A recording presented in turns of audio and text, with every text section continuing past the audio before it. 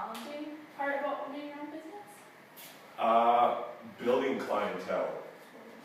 Because if you're working for another, like a public gym, Yeah. especially with me being private, like I have to search for my own clients, whereas there's a lot of traffic going into public gyms that I might put up.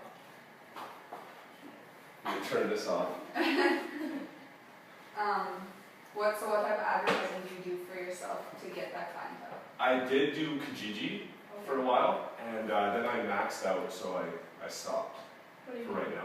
Yeah, how does that work? Well, my goal was when I started, I wanted to hit 25 sessions a week, and then stick with that, see how that felt, and then moved on. Yeah. So right now I'm at 25.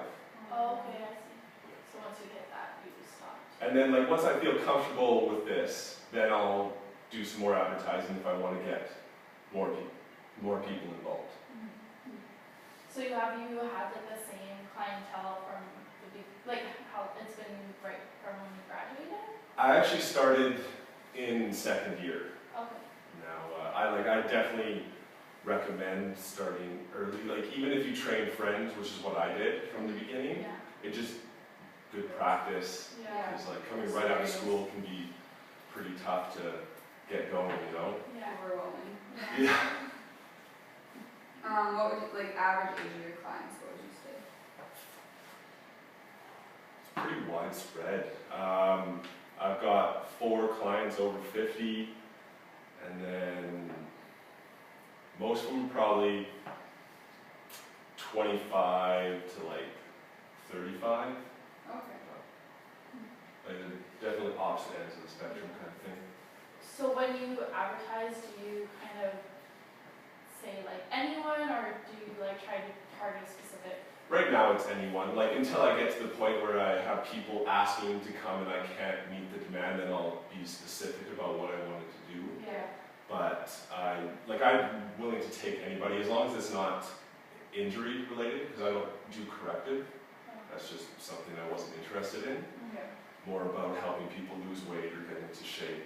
So really anyone right now. Eventually, I would like to specialize in basketball athletes, but that's like down the road if that ever comes, and good. If not, I'm happy doing what's going on right now. Would you ever did you volunteer to help out with the basketball team at NAIT or anything like that? I did not. I didn't have the time because, like I said, I was already starting to train during school, so just wouldn't fit in the schedule. So now that you have like your clientele, because that was the hardest part to start, what do you find most challenging now that you have those clients? One thing that I felt that there wasn't much taught at NAIT was dealing with people who are like picky about like cancellation and not wanting to pay this much and that, because like they'll confront you on it, and like if you don't know what to say, it can be like catch you off guard. So definitely have a policy in place and stick to it. Set it the same for all your clients. Like I have a 24-hour cancellation policy. They cancel under that, they get charged no matter what. That's a good idea. That's not going to waste your time. Yeah. Because people definitely will abuse that if you don't set a rule in place. Yeah. And then I've had clients confront me saying that, well, can you give me a little bit of ease on it? It's the same for all clients across the board. It doesn't really matter. Yeah, that's good. At least it's And the first time that happened, how did you approach it? Did you? Well, the first time it happened, it definitely caught me off guard. I instantly, like, my heart started racing. I was like, oh man, what's the proper way to answer this? And basically, I just said it's the same for all clients. And then, like, we were working out, so it gives me time to like think about other stuff, like in between rest and add something else in. But it got the point across without becoming like negative, and it worked out okay. Do you find that because you like have your own business, you have less time to train yourself, or do you just kind of work it in? Maybe if it wasn't out of my home. Yeah. But it is, so I find I have plenty of time to train. One thing that I would advise to everybody coming out of the program is set a time. So if you don't want to train in the mornings, don't train in the mornings. If you don't want to train at night, don't train at night. Because there will always be people for the times that you're available, Great. but people always try and push it a little bit. So like, well, what if I start a little bit earlier? And if you're not used to that, it can throw off your whole schedule. Great. You don't be training at 5 a.m. and then still train at like 8 at night. Yeah. So I chose later on, like the earliest session I'll do is 9 a.m., but I'll work till 8 or 9 at night. So most of my clients are in the evening. So I have most of my mornings off too. Oh, that's nice. Yeah. Yeah. Yeah. We've been talking about insurance in class and stuff like that. Yeah. What kind of insurance do you have? What did you kind of decide to go with? I just went with what CSTEP provided.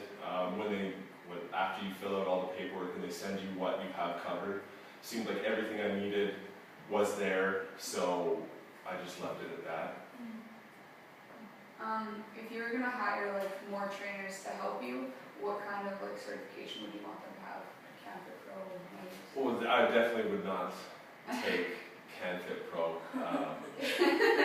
For sure, Nate. If I did get to that point where I was able to hire more people or getting busy, I would definitely look for Nate grants for sure. Yeah, that's good.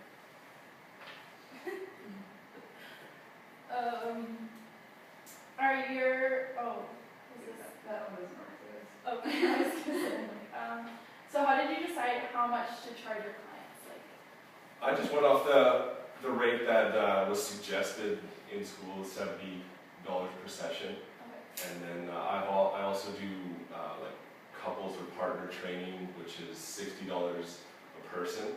Normally that might seem a little bit steep, but because this is a private gym, like there's nobody else there, like I'm going to Yeah. charge a little bit more. Yeah, it's But like my private rates are on par with all of the other public gyms, and we still have a private experience.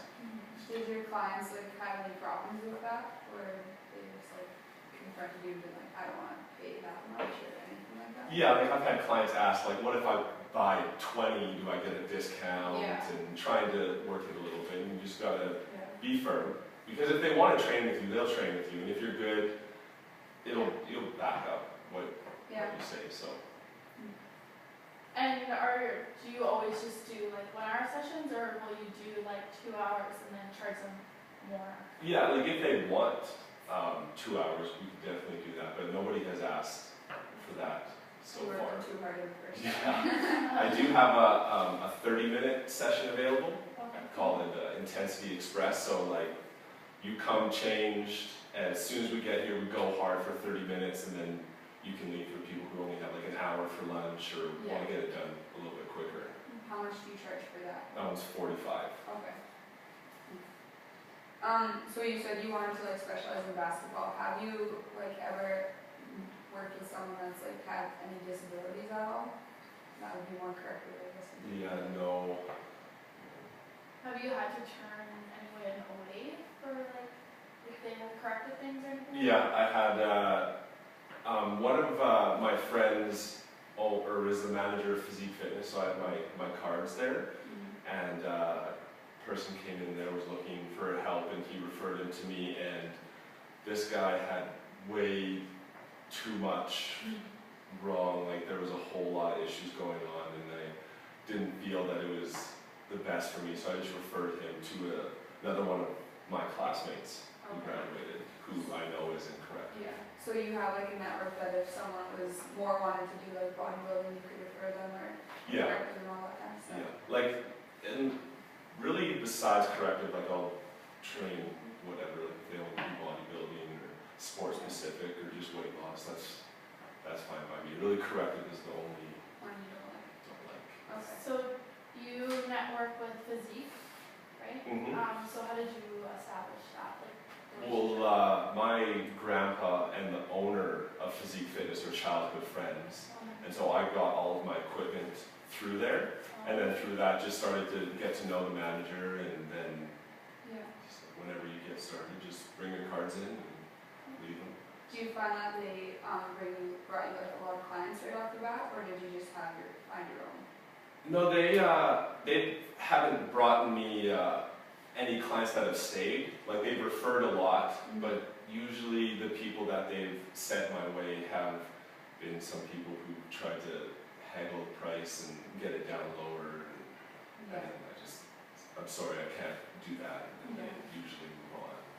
And your prices are like the same with physique, or are they like a little bit different? Is that This is the same. okay. Yeah.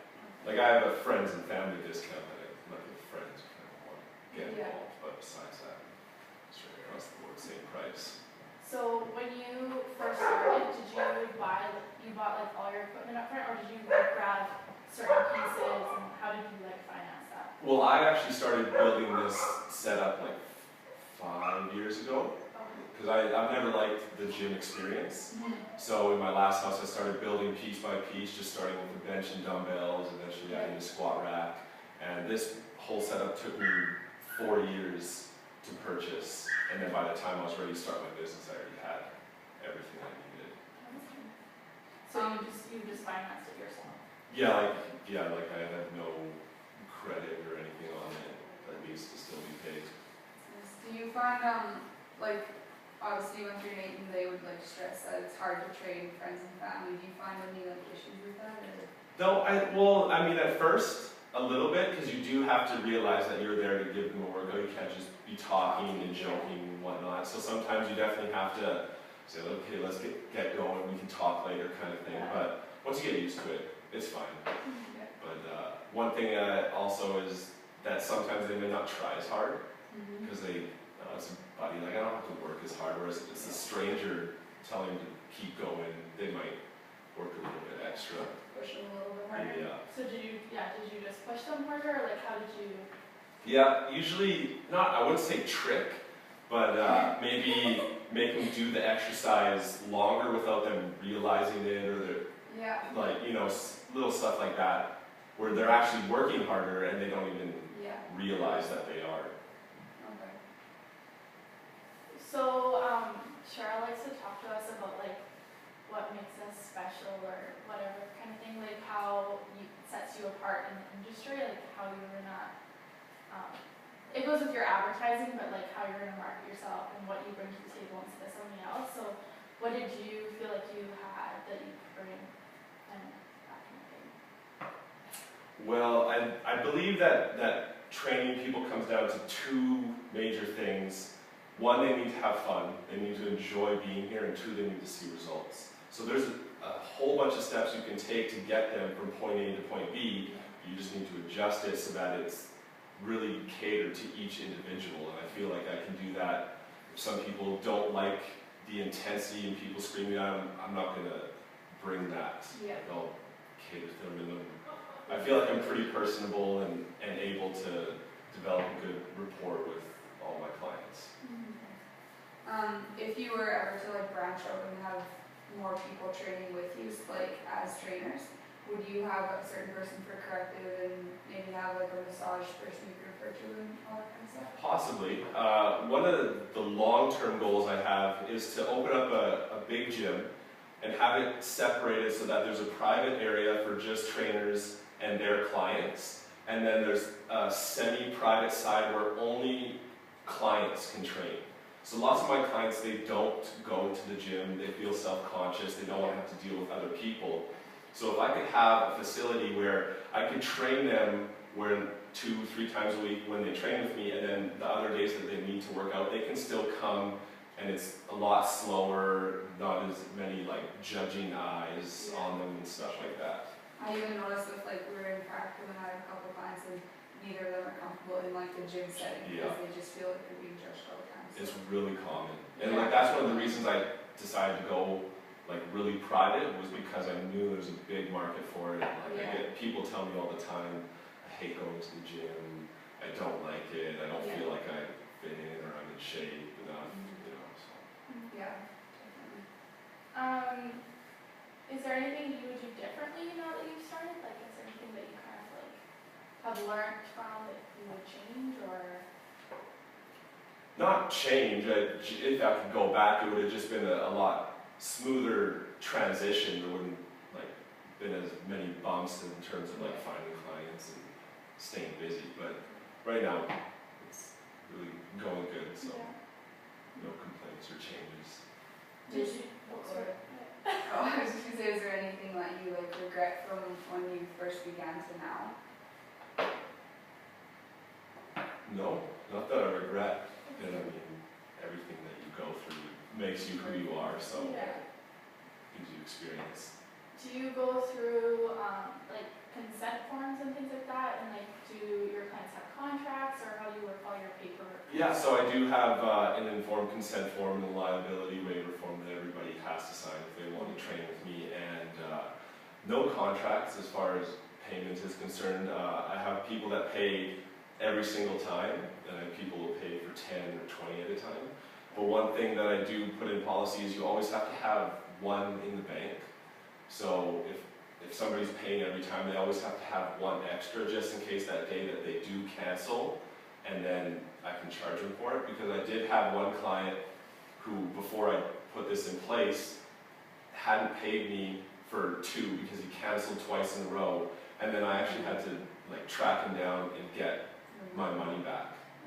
So it was a bit of a hassle, and I put in place that there always has to be one in the bank.